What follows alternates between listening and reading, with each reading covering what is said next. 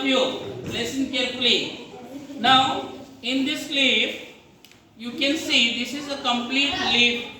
How many parts are there?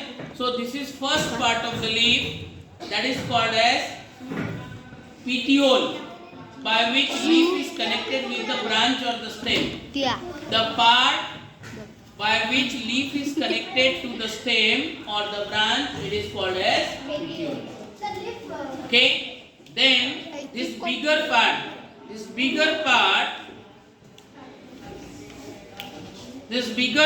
of the leaf, which is largest, thin, flattened, green in color.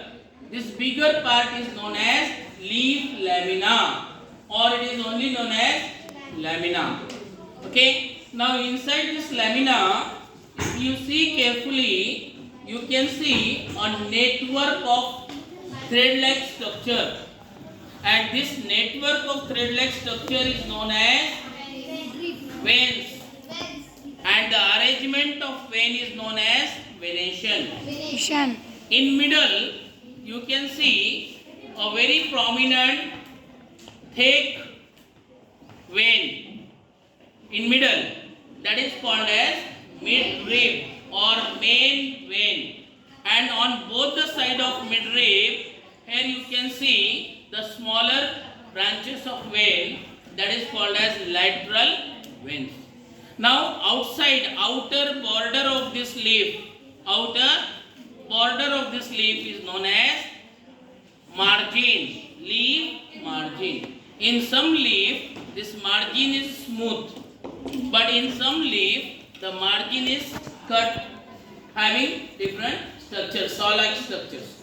But here the margin is smooth. Okay? So this is all about different parts of leaf and structure of leaf. One more important thing about the leaf is that if you see carefully from downside of the leaf, this is called as the upper part or dorsal part of the leaf. And if you see from downside, this is called as ventral part of the leaf. So if you see ventral part of the leaf, here you can see small pores, and that small pores are known as stomata. Through your naked eyes you can't see it, but if you make a slide, temporary slide, and observe it under microscope, then you can see that stomata, and through stomata exchange of gases takes place. Carbon dioxide is taken in and oxygen is given. Okay.